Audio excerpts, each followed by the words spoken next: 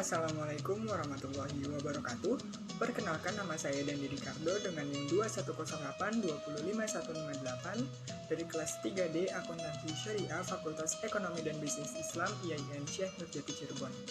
Di sini saya akan menjelaskan mengenai pemikiran ekonomi Islam pada masa Daulah Umayyah, tepatnya pada tokoh Umar bin Abdul Aziz atau Umar kedua. Berikut penjelasannya. Pemikiran ekonomi Islam pada masa Daulah Umayyah. Sepanjang sejarah berdirinya, Daulah Umayyah memiliki 14 khalifah, tetapi hanya ada 3 khalifah yang secara peran memiliki kontribusi besar terhadap kemajuan dan perkembangan administrasi dan perekonomian. Mereka adalah Muawiyah bin Abi Sofyan, Abdul Malik bin Marwan, dan Umar bin Abdul Aziz atau Umar kedua. Di masa pemerintahan Muawiyah bin Abi Sofyan dan Abdul Malik bin Marwan, mereka terjadi transportasi yang optimal dalam banyak hal. Pada masa itu, Baitul Mal memiliki peran sangat penting. Hal itu karena penaklukan yang dilakukan sangat luas, di arah barat sampai Afrika Utara, Andalusia, dan ke timur sampai India dan perbatasan Cina. Daerah itu terkenal dengan kekayaan alamnya, sehingga kas negara begitu melimpah. Negara mendapatkan penghasilan dari kharaj, jizyah, khums, usyur, zakat, fai, dan lainnya. Pada masa Abdul Malik bin Marwan terjadi percetakan uang dari emas dan perak, dihiasi dengan khat ayat Al-Quran. Mata uang ini sebagai proses Arabisasi di seluruh wilayah Islam. Mata uang ini berbeda dengan kerajaan Persia dan Bizantium. Pada masa Umar bin Abdul Aziz atau Umar kedua adalah masa keemasan Daulah Umayyah. Pada masa Umar bin Abdul Aziz inilah yang akan kita bahas ke depannya mengenai pemikiran ekonomi Islamnya. Umar bin Abdul Aziz. Pada awal pemerintahannya, Umar kedua fokus pada perbaikan dalam negeri dengan meningkatkan kesejahteraan rakyat dan mengusung kebijakan egaliter. Ia juga berhenti melakukan perluasan wilayah. Kecakapannya memimpin mampu menumbuhkan perdamaian bahkan musuh sekalipun. Gelombang pemberontakan mereda karena dialog persuasifnya. Dengan pemberontakan dilakukan dengan bijaksana. Masa kepemimpinannya adalah masa di mana kebijakan-kebijakan yang terasa sangat merugikan rakyat dihapus dan diganti sesuai dengan kebijakan-kebijakan yang pernah diterapkan pada masa kebijakan Rasulullah SAW dan Khulafaur Rasyidin. Kemajuan Umayyah pada Umar kedua begitu masyhur di kalangan sejarawan. Sosoknya menjadi prototipe pemimpin ideal karena berkarakter sufi, berjiwa ulama, dan bermental pemimpin. Terbukti, setiap kebijakan yang akan ia ambil selalu dibawa ke meja diskusi dengan para ulama sebagai upaya menghasilkan putusan yang sesuai dengan syariat Islam. Kemudian, setelah menjadi khalifah, ia mengumpulkan keluarga kerajaan dan meminta mereka menyerahkan harta-harta yang diperoleh secara syubhat kepada Baitul Mal. Ia juga menyerahkan seluruh kekayaannya, baik berupa yang tanah perkebunan di Syam, Mesir, Hijaz, yang menghasilkan sekitar 40.000 dinar per tahun, perhiasan, dan bahkan pakaian-pakaian keluarganya kepada lembaga negara tersebut. Umar bin Abdul Aziz juga memiliki kebijakan-kebijakan.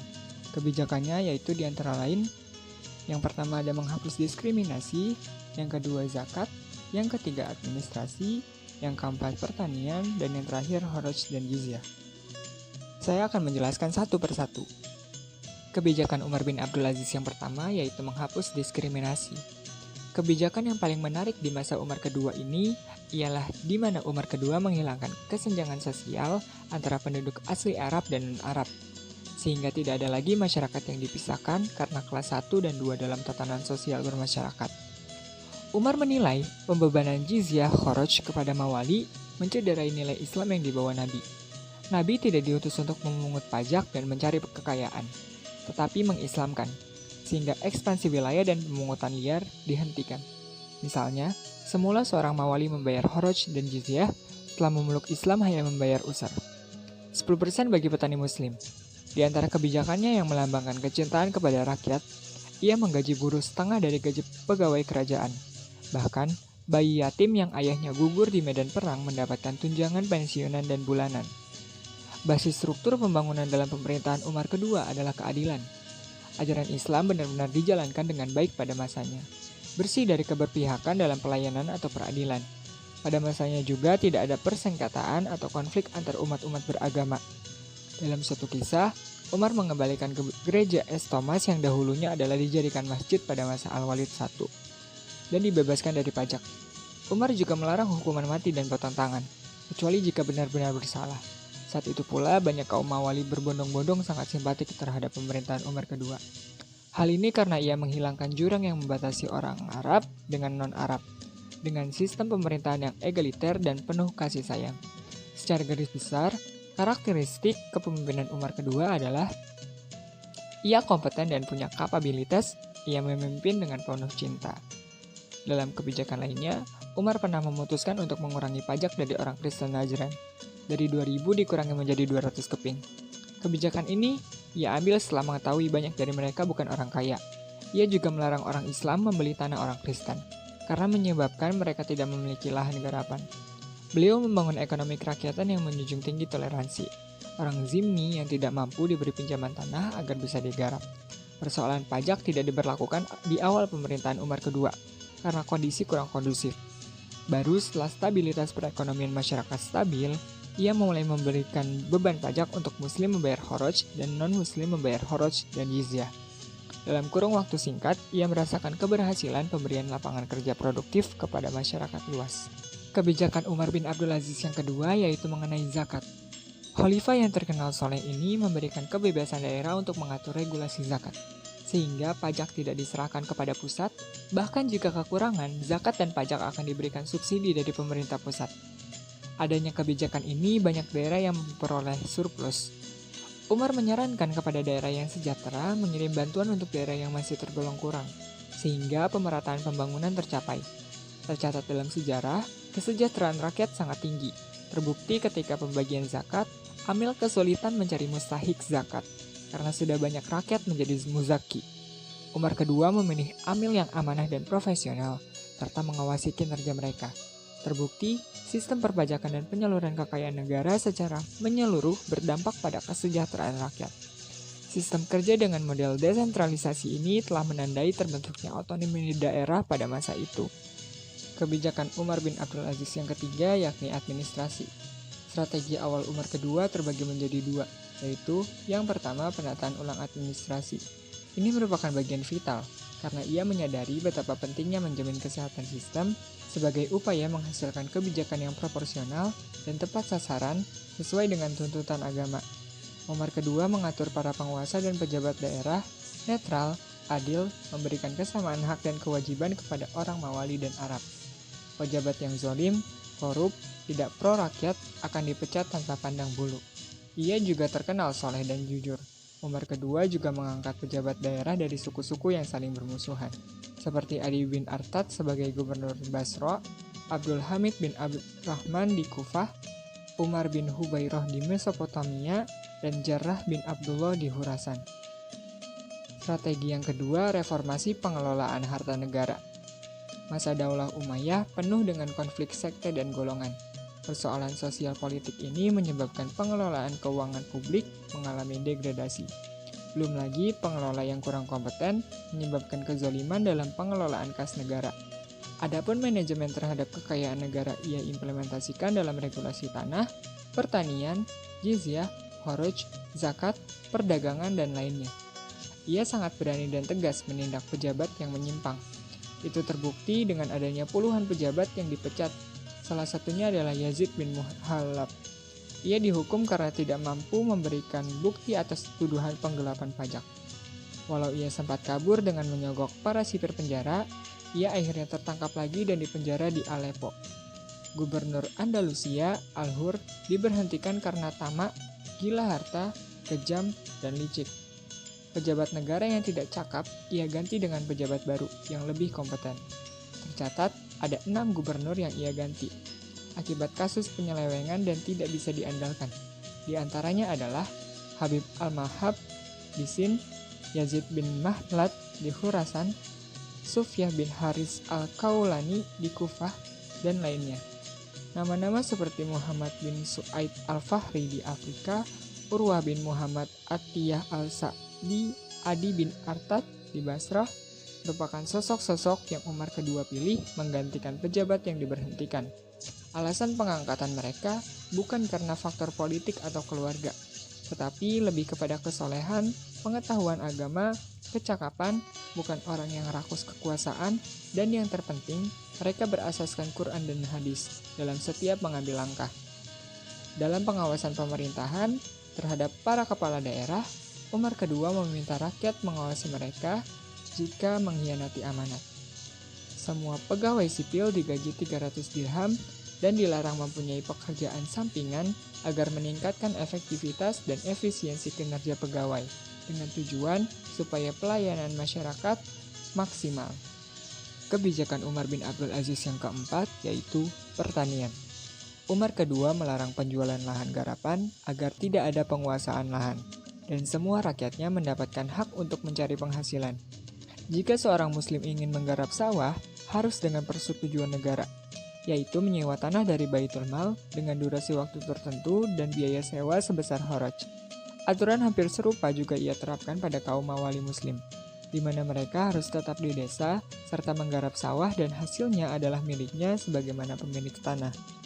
Upaya-upaya ini ia lakukan supaya tidak banyak lahan yang terbengkalai dan dialihkan pada investasi dalam bidang pertanian. Umar kedua juga mengembalikan kebun Fidak milik Nabi Muhammad SAW yang sempat dikuasai Khalifah Marwan bin Hakam secara pribadi kepada Ahlul Bait. Untuk menunjang lahan pertanian, Umar kedua membangun kanal-kanal irigasi. Langkah ini supaya proses cocok tanam tidak bergantung pada hujan saja. Kebijakan Umar bin Abdul Aziz yang terakhir, yakni kharaj dan jizyah. Keberhasilan Umar kedua mengelola pertanian linear dengan kesuksesannya memperoleh pemasukan besar dari sektor kharaj. Tidak diragukan, kharaj adalah sumber pemasukan terbesar negara. Jika hanya mengandalkan jizyah, fai, zakat dan lainnya akan cukup sulit bagi negara ini. Karena perbaikan sektor pertanian dan sumber daya alam adalah pembangunan jangka panjang, sedangkan yang lain hanya situasional. Ketelitiannya dalam membaca situasi masyarakat yang plural adalah kunci menstabilkan seluruh aspek kehidupan pada masa itu. Waktu 3 tahun adalah waktu yang singkat, tetapi pencapaiannya menjadi catatan manis dalam sejarah Daulah Umayyah yang banyak bermasalah dan dikritik. Di Khurasan dan Asia Tengah, ia membebaskan mu'alaf dari pungutan jizyah. Sebelum dia menjabat, Mawali memiliki beban membayar kharaj dan jizyah. Selama memeluk Islam, Mawali hanya membayar usyir 10% dari hasil panen muslim. Namun, karena terjadi krisis ekonomi yang parah, karena penurunan penghasilan dari pungutan-pungutan, Umar kedua kembali memberlakukan kebijakan lama, yaitu tanah kharaj adalah milik umat Islam dan milik bersama. Kebijakan tersebut membuat banyak rakyat masuk Islam. Kepala daerah yang mengeluarkan kebijakan penarikan jizyah dari para mu'alaf dan diuji keislamannya dengan hitan, prinsip yang dipegang adalah Khalifah Nabi tidak diutus untuk menyebarkan risalah, bukan menarik pajak. Ketegasannya terbukti ketika salah satu wali kota Khurasan dipecat karena berani memungut jizyah. Umar kedua mempengaruhi umat non-muslim untuk masuk Islam karena dengan iming-iming pembebasan pajak tanah atau kharaj dan pajak keamanan atau jizyah. Walau kebijakan ini menimbulkan pemasukan negara menurun dan berakibat pada berkurangnya gaji tentara, tetapi Umar berhasil mengkondisikannya dengan kebijakan, jika ada orang yang masuk Islam maka tanah pertaniannya diserahkan kepada saudaranya yang non-muslim, supaya pendapatan negara tak berkurang, dan berakibat pada kebangkrutan negara, atau digarap sendiri dan mendapatkan beban pajak 50%. Kebijakan Umar kedua yang lainnya adalah tanah kharaj tidak boleh diubah menjadi tanah usyir. Jika seorang muslim membeli tanah tanpa izin pemerintah, maka transaksinya batal, dan tanah yang dibeli hilang hak miliknya. Ia juga melarang pungutan pajak tanah yang tidak subur, dan tanah yang subur, pengambilan pajaknya juga harus memperhatikan tingkat kesejahteraan hidup petani yang bersangkutan. Sistem penarikan kharaj yang ia terapkan harus menimbang tingkat kesuburan tanah, tingkat kesejahteraan, biaya irigasi, serta hasil panen atau muka sawah. Penerapan yang fleksibel ini karena menimbang kondisi satu lahan dan masyarakatnya berbeda-beda. Kebijakan lain juga pernah terjadi terhadap tanah Safawi, yang mana saat itu ia menawarkan besaran beban kharaj sebesar 50%. Jika enggan, diturunkan menjadi 1/3.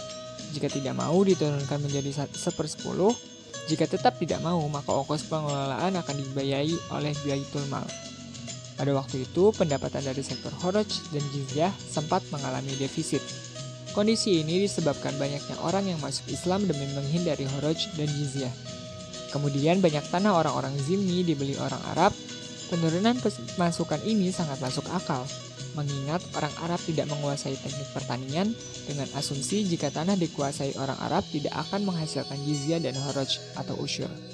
Umar kedua melarang jual beli tanah karena berakibat pada dua hal. Pertama, orang yang masuk Islam harus tulus bukan untuk menghindari pajak. Kedua, jika masyarakat pindah ke kota, maka tanahnya akan dikelola oleh tetangganya yang non-muslim, dan negara akan memberi pensiun setiap bulan. Atau dia garap tanah sendiri tetapi dikenai beban kharaj. Umar kedua juga menghapus al-makas atau retribusi di pasar. Karena baginya itu sebuah kecurangan, ia menilai jizyah dari orang Zimmi dan zakat sudah cukup.